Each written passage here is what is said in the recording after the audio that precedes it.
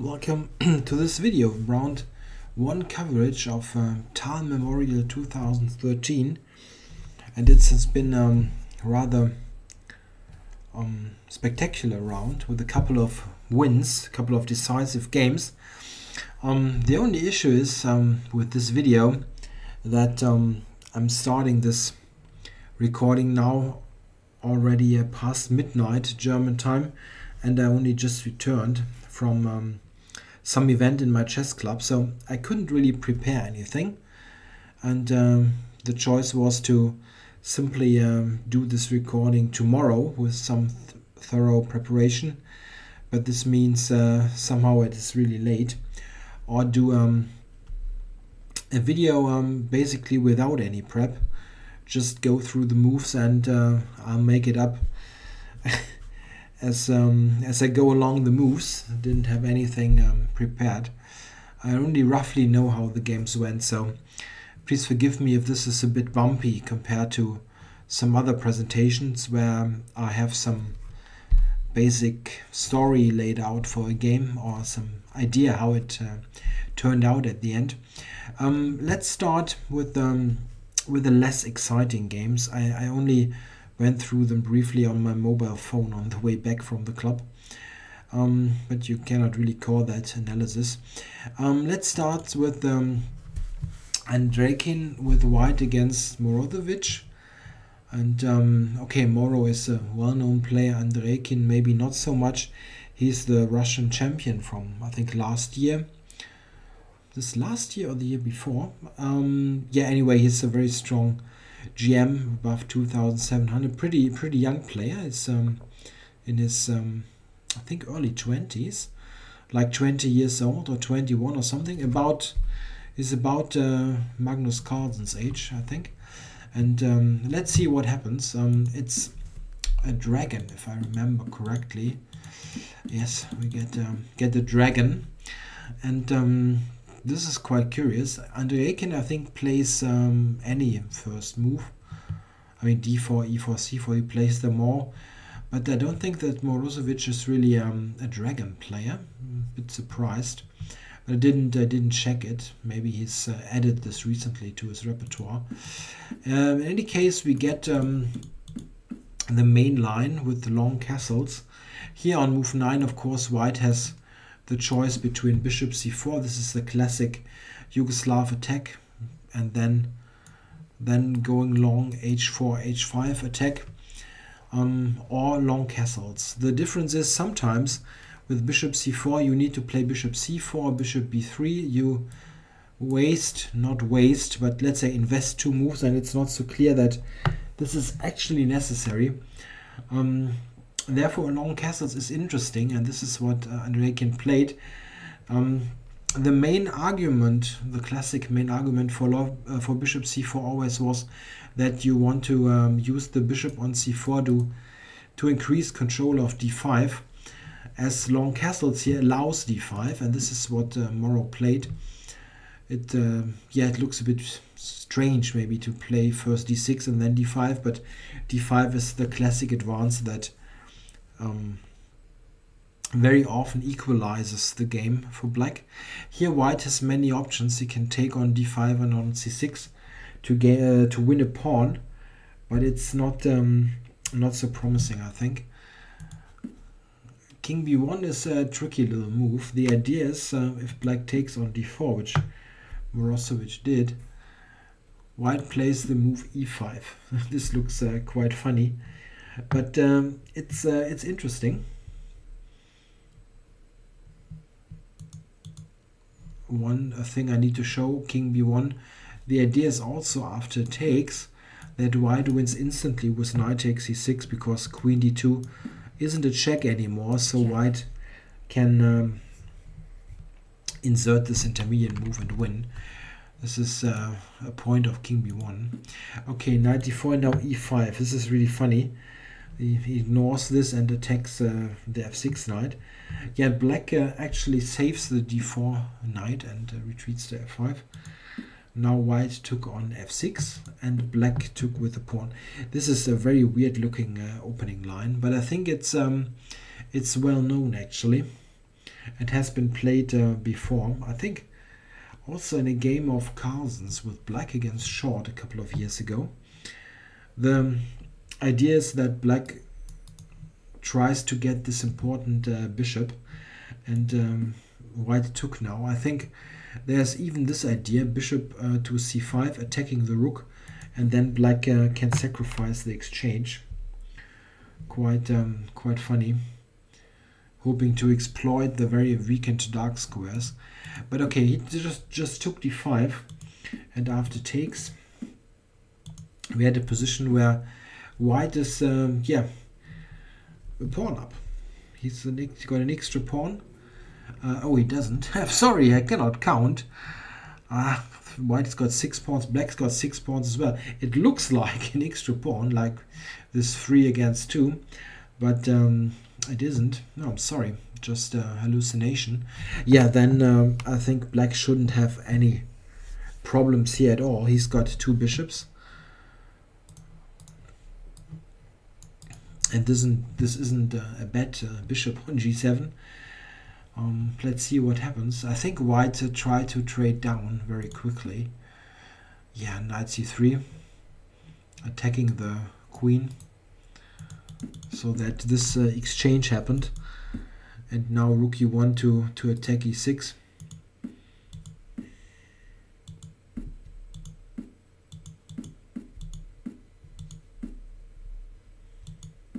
Yeah, white is slightly more active here with this knight on d6, but probably it won't lead to anything substantial. Black's giving up this pawn to set up this strong pin and to simplify. Yeah, this is quite drawish, I would assume. The d6 pawn is can easily get lost. Let's see what happens.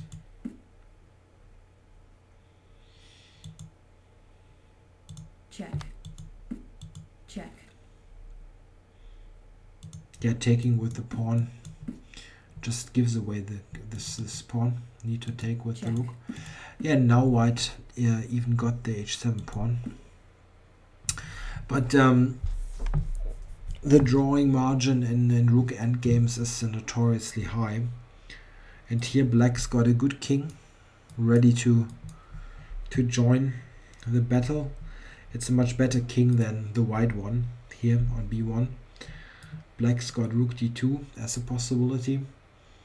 Yeah, the only thing in favor of white is this extra pawn. But okay, it's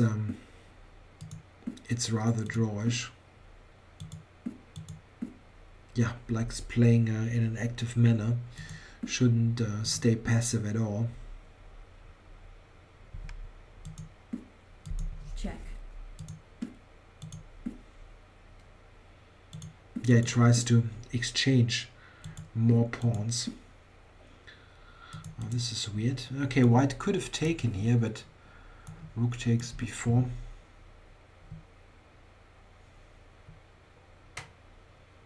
Yeah, I still think this is probably a draw. Black is very active. The game this happened. Yeah, okay, this is really a draw. I think they played a couple more. No, now there was a draw agreed.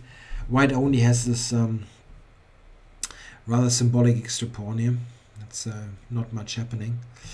Yeah, it seems like a rather uneventful draw. This knight takes d5 idea, getting into an endgame, probably doesn't lead to much. Maybe white had some way to improve and actually keep a little bit of something, but it's not apparent. Okay, let's go to Gelfand Karjakin, and both players actually have a rather narrow opening repertoire. Gelfand has played the Catalan all his life, on and off. He's varying, but he's played this opening for a very long time, even before it became so popular. And Karjakin always plays this d5 line. So exactly this position was something you could expect. Queen c2, a6, yeah, and we get the classical main line of the Catalan. Now bishop d2, which is the most popular move nowadays and the only one which really has a little bit of bite to it. The other lines are solid and not completely, yeah, they're not completely harmless, but if black knows what he's doing on that level, it's very drawish. Bishop d2 is the way to go if you play for some edge. Bishop d6.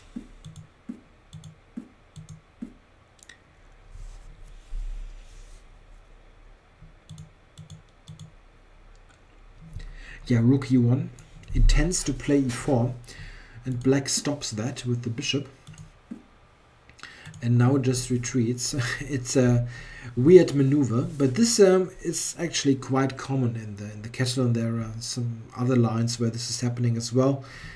The queen is misplaced on c1, and so now e4 is not possible anymore, and in this position probably the best move is queen c2.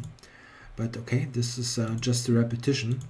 He actually played that, but now went with a3 to avoid the draw.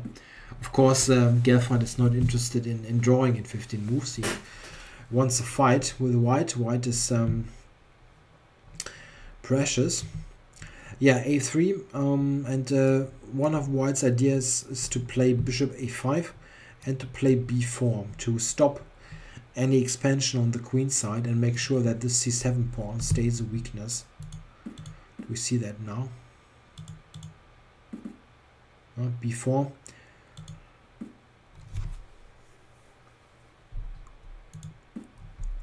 But Karjakin manages to play e5, and this is of course very important to open up the position and get rid of any cramp in your position. You only need to exchange the light squared bishops now and manage to play c5, and black has no problems at all. Takes, check, tempo, and now the preparation is for c5. And also, okay, black's got some piece activity, then those pieces in the center are not bad at all. Yeah, intending to play knight c4, and this is something that white must stop. I think he took it, yeah. Okay, not at the moment, but very soon. Now, okay, you don't need to take it at the moment. c4 is, oops, nah, not this one. This is protected. Knight c4 is not possible, and black cannot move the c-pawn. But otherwise he's completely fine. White took now.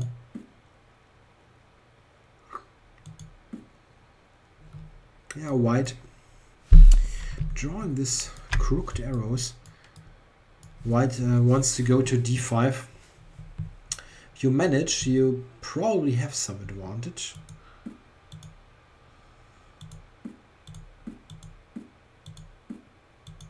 Yeah, this is a problem.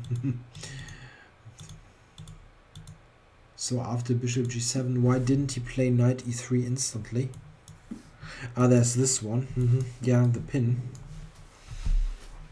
Yeah, this is what black needs to do. You cannot allow knight e5. This would be terrible.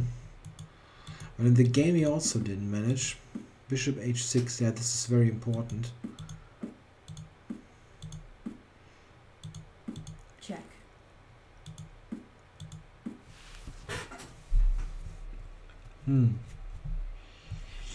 Isn't this better for white?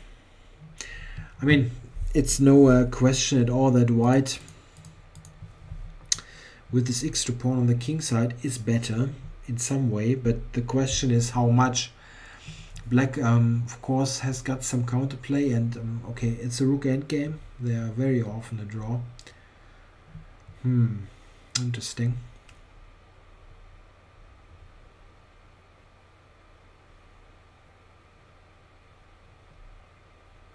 Yeah, the thing is, what black needs to accomplish is to just get those two pawns. Oops, these two pawns for the 3 pawns. So just the queen side should be traded, and then there's still this 4 against 3 endgame that should be relatively comfortable draw. But this is what he should go for. Let's see what happened. Yeah, black's just going for the active rook. Oh, no drawn even. So maybe there really wasn't anything. Yeah, what should white do? Play rook d4. We saw that in the game, rook c2. And what to do now? This pawn is hanging, and there's also this kind of moves. Maybe rook d5. You can try that. Check.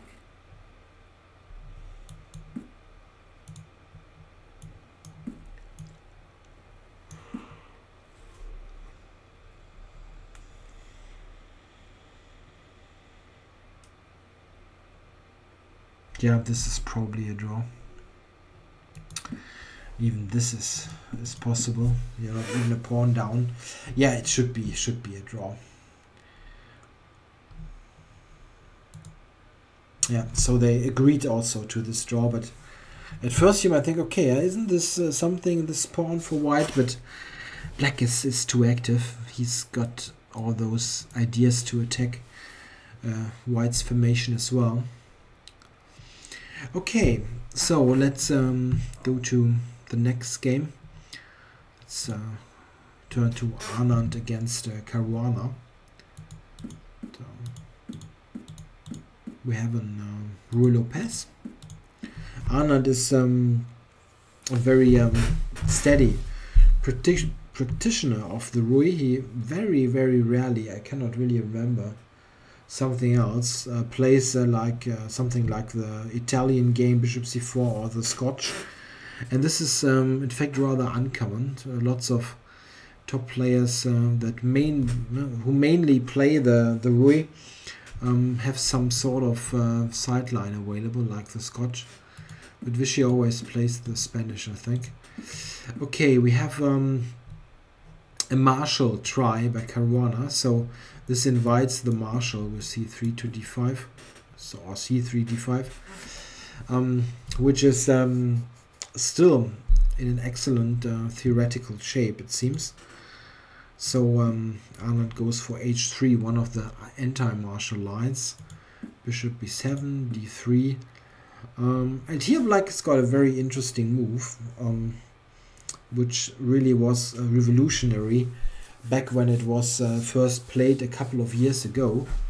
And this is d5. It looks crazy at first because e takes d5, knight d5. Yeah, what about the e5 pawn? This isn't a Marshall, but the funny thing is that after knight takes e5, black has got the funny move knight d4, and it seems that this gambit really gives enough compensation. Black will get the important Ruy bishop, and as a compensation for the pawn, he's got the bishop pair, nicely positioned central pieces, and some pressure. A possible line, for example, is something like this, where the knight on b4 also exerts some pressure on the queen side, and this is in fact rather tricky to play for white. White is not worse, I'm not saying that, but it's a definite compensation. In the game, Anand didn't take, he just played knight d2, continue developing, and now f6 to support the pawn. It looks a bit shaky playing a move like f6, but white doesn't really have any way to exploit it. Just c3 and king h8. Of course, you cannot stay in this diagonal all the time. King h8 and bishop c2. Yeah, I'm not sure if this has been seen before. I, as mentioned, didn't have the time to do any proper preparation, but generally speaking, I think it would be quite remarkable if white would be able to get anything substantial here. Black's got a healthy developed pieces. Good knight on d5, this idea. And yeah, black doesn't really have anything yeah, placed on a bad square. I mean, it looks like a very nicely centralized position. Okay, bishop c2 anyway. Queen d7, knight b3. a5, yeah, this is very direct. And a4. Ah, this is curious. Okay, knight to b4. Yeah, I think this sacrificed the pawn, right? White can take here. Yeah, did that. So black sacrificed the pawn, and what did he get in return? Yeah, 2 bishops and a really nice bishop here. After this knight b6, there's really the threat to capture on f3. I guess this is, yeah, this is easily covered. But okay, it's clear that while white has an extra pawn, he also has rather clumsily placed pieces, and black's got an excellent bishop here. Oh, g5. Yeah, g4. I mean, this is a move. It opens up everything very quickly. Yeah, knight h2 is not a happy move, but yeah, maybe it was necessary.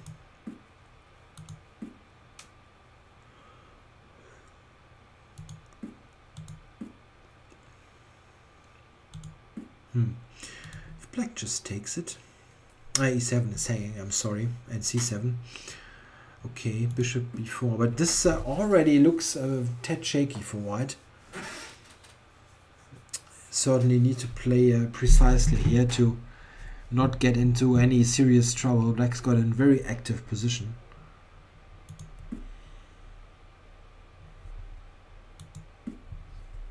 Yeah, now you can take on d4.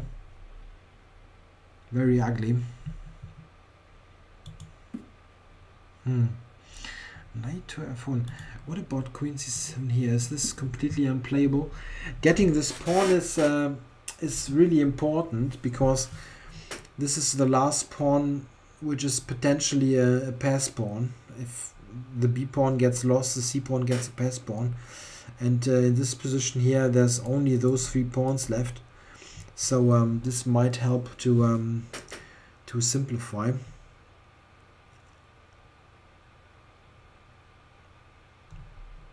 Maybe this one. Something like this. Yeah, black's got enormous pressure. Not sure though if it is really good enough for an edge.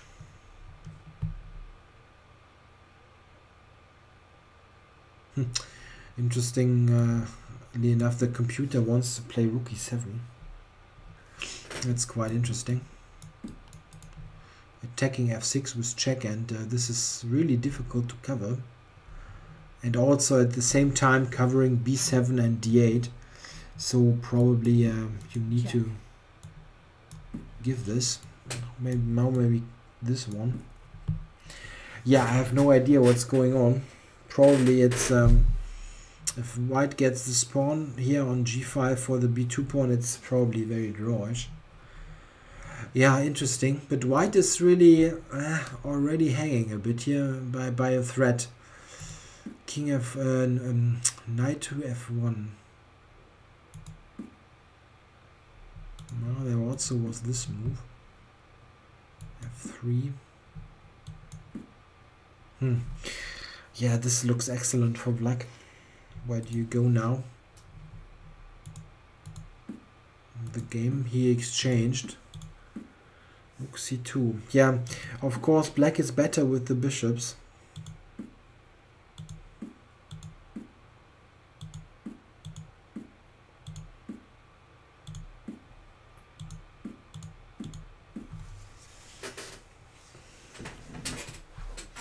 Yeah, black is very comfortable, but I'm not sure that white really should lose.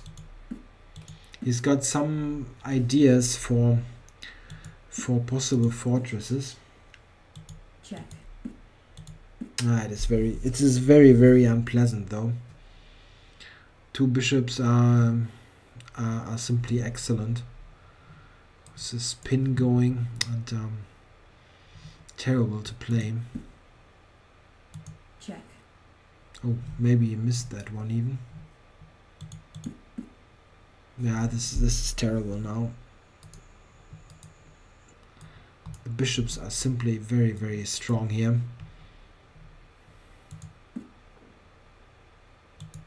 Oh, okay. Of course you can just do that. This is not playable at all. And king takes, which was played, I think. Check. You get this, and black's intending to win many pawns. Yeah, this is busted now. Check. It still continued for Check. a couple of moves. Check. Yeah, and here the world champion resigned. Yeah, Arnaud is really in a shaky, shaky, I don't know how to call it. He's not in good shape really. Generally, it's just once in a while there's a good game, but he simply loses so many games that also with white. He also lost with white against Caruana earlier this year in some Rui. And that's a one nice game against Caruana, but he lost, I think, at least 2 games. And I don't know, somehow he doesn't really feel those positions right at the moment. I don't know. I hope he gets in good shape for the World Championship match. Otherwise, this will be a disaster, to be honest. I actually believe that this match could be really, really tight and difficult to fare for Carlsen. But if Vishy is not in top shape, it will be really one-sided. Okay, 2 games left. Let's go to let's actually go to Carlsen. We had a big game, Carlsen against Kramnik. World number 1 against is it 2? I'm not sure. I think Aronian is number 2. He's got a couple of more points than Kramnik. But a really big game and much prestige here. So let's see what Carlsen has prepared for this game. The Trompowsky. quite funny. It's really amazing. He really plays his whole repertoire consists of those sidelines that are prepared for one game, and he does it again and again. Okay, it's not a bad opening, but it's not the kind of opening you would expect from the very likely future world champion. Okay, d5 by Kramnik, very solid choice against the Tromp, and now e3, waiting a move. White quite often also takes here, but after e takes, black is in quite solid shape. G takes f is also playable, but e takes f is simpler. Yeah, e3, he waits a moment, and only after c5 he took on f6. Retakes and takes on c5. So what happened here? Black's pawn structure is slightly compromised, but of course white has given up the 2 bishops. e6, knight f3, and I did check this briefly before. This has actually only been played 1 time before in the whole of the 5.5 million games in my database. So by move 6, the world number 1 and world number 3 play a game of chess without any computer-aided preparation or big work at home behind all the moves. In fact, I think it's an excellently played game up to the ending, up to the end game. White returns a pawn here, and oops, yeah, this is actually an interesting moment. Black also could have taken on c6, but he decided to play knight b6. The problem is, if white takes on b7, black's development is really coming to life, Even this here, getting rid of castling is not really helping. This is already an excellent position for black with this great bishop. So just 92, c3, we have got those. Now this structure is on. Black's got the bishops, but white is slightly healthier pawn-wise. But the double pawns are not an issue for black. I would assess this as around equal. And I think actually that it stayed equal for a very long time. An interesting moment here. Black doesn't mind this kind of structure. Okay, here he actually can take on c3, but even this, I mean, it's not a structure that black is so worried about, because with the two bishops you have a good attacking target to attack on c3.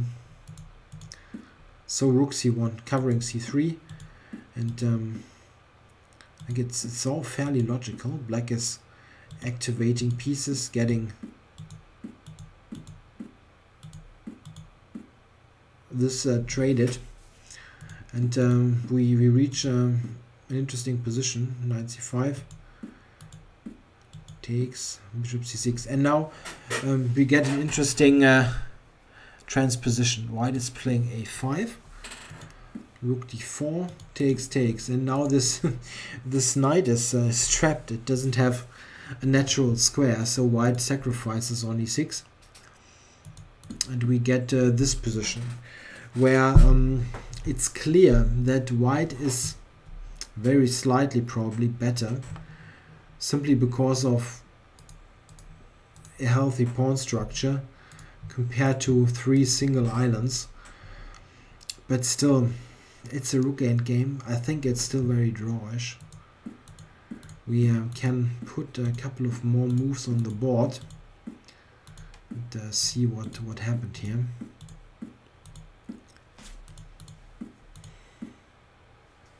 Yeah, white is pressing a bit. He's got more pawns to attack. Check. Check. Yeah, and white actually has won a pawn, but black now has got counterplay with the d pawn.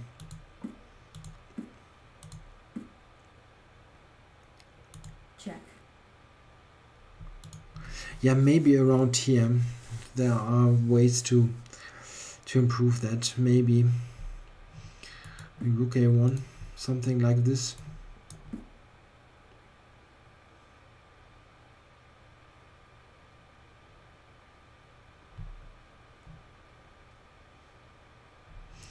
Yeah, white will play rook d6 and exert some pressure on the pawn. Yeah, it's not easy. I'm not sure if white should win this. I think white still has got some chances to win. But black also can fight for this draw. What Kramnik played is, Check. I'm not sure really. He traded those two pawns, and now, yeah, here this is the main thing here of this game. Here black absolutely needs to keep the rooks on the board. Some move like, let's say, rook a2. Maybe there are others probably, but rook a2 is the most logical. What you need to do is absolutely, you cannot exchange rooks. What he did is rook f6, and this is really losing by force. There's no way to hold the position. Of course, what Kramnik was hoping for is white has got a light squared bishop, and this is a dark square.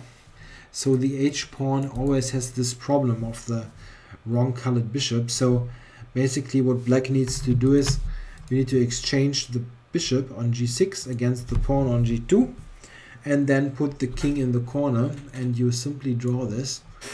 But the issue is you simply cannot manage to do that. Quite simple, keeping the pawns. White gets the d pawn, and this is simply not a draw. Not quite sure what Kramnik overlooked there. The problem is Zugzwang. At some point you put black into Zugzwang or simply get those kind of maneuvers in where you get rid of the enemy bishop and after that push the g-pawn. It's actually a fairly simple technical task. Yeah, paving the way. And now the g-pawn is moving. Yeah, of course you cannot take now. This is an instant draw. Even with 6 pawns, it would be a draw in the corner. So white just pushes.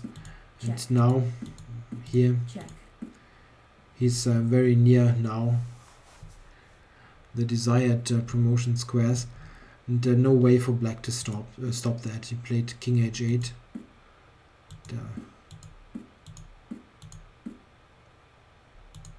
And now Check. bishop g8, trading the bishops for one king and pawn endgame. But black simply didn't have any move left. If you play this, for example, white plays bishop f7, and after that Check. you already promote to a pure queen. So a tactical win at the end for Carlsen, as it happens so often that he wins the endgame. Probably around here is the question where Kramnik could have defended better. To be honest, it's very difficult to make a proper assessment of such a high-level game without having taken time to look at various options, check it with the computer, and make sure that you're not talking complete nonsense. Maybe around here there was some way to better defend this. I'm not really sure that black should lose the game. It's difficult, of course, but it's not clear that this should actually happen. In this endgame here, I think black really should draw. He's active enough with the rooks to draw that, to get into some endgame where losing a pawn is not fatal, should be possible. Okay, but still got a game left, Nakamura against Mamedyarov. And yeah, Nakamura playing d4, and we get a Queen's Gambit Rogozin. The Rogozin variation here with bishop b4. This is some sort of hybrid between the Queen's Gambit declined, where very often the bishop is just going to e7, and the Nimzo. It's Queen's Gambit with a Nimzo flavor. In fact, if you look at Mamedyarov's move order here, after knight c3, bishop b4, this is what he probably would have played. And after knight f3, the other main move played in this game, you play this Rogozin line, and then you have a very nice opening repertoire consisting of those bishop b4 setups. It's quite a good idea if you look for some opening advice. Okay, Nakamura plays queen a4. Here white has got many options, mostly playing bishop g5 or taking and then bishop g5.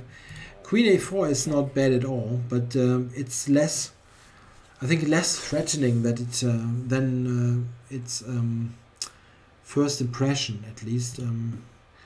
Quite a while ago I always thought, okay, this knight is really misplaced, and queen a4 with the check is probably worth spending a tempo on to misplace the knight, but in fact it is the case that black's got pretty good and healthy development. We see in the game Nakamura now plays e3, which is a rather modest move.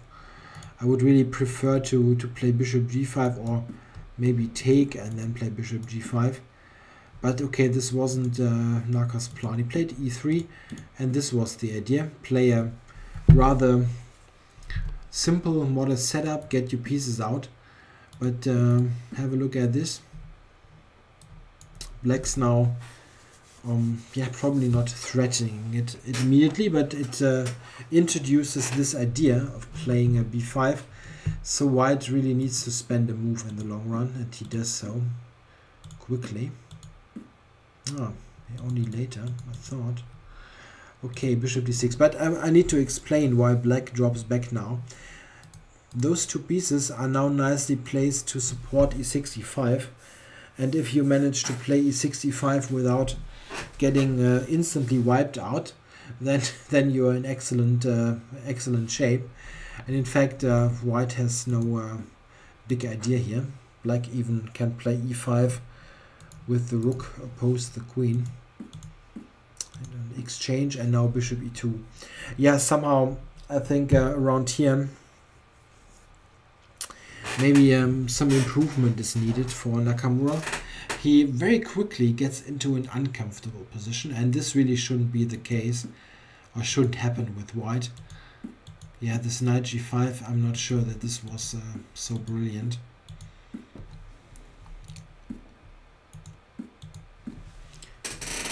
Yeah, let's have a look at this position, which is a very harmonious one for black. Everything's perfectly centralized. The rooks, bishops, everything's nice. White also has got a rather harmonious, nice position, but it is, in comparison to black setup, it is slightly passive. Here, in fact, black has a concrete threat, and this is taking on f3 and queen e5. So white needs to react in some way. I think the best move now is probably h3, check, which after this even allows to play g3, because the bishop capture after bishop f4 is not clear at all. But g3 is what Nakamura played, and I think this move is probably close to losing for white. Mamedyarov played knight g4. He's an excellent attacking player, so he smelled this rather quickly. And what is the idea? Yeah, it is simply to attack e4, but also make pressure on f2. And in fact, Nakamura now played the move h3, after which Mamedyarov probably didn't think for too long. And no, not really. You see, 30 seconds. He had this worked out before, of course, but he just can't sacrifice this piece now. King takes and bishop h3, and now black's got 2 pawns. He's attacking a third one. He's getting knight g4 in the mix, and if you want to have some fun, you can try to let the computer defend the white side, and it's a complete disaster. White is completely really lost now, and the game simply doesn't take so much longer. King g1 is one of the relatively best moves. Knight g3, and now you see that these two great bishops have cornered this rook, and yeah, this it will be taken. Black still's got all the attack. Good simplification. Taking on f3, and then queen d6 to attack the bishop and to get this idea in. We see that just a couple of moves later, white is completely falling apart. Rook c6, and check. now just the check, and queen f4, and now white resigned. One point is that this is exceptionally awful. Yeah, a complete wipeout here of Nakamura, but somehow all this opening really didn't really give white anything. He probably needs to play this h3 move. g3, knight g4, this is already lost according to the computer, funny enough. It's not like some edge or anything, but really like a lost position. White can try, need to do this in another fashion. White can try something like knight to d4, but there's always this pressure on f2. Can even sacrifice here.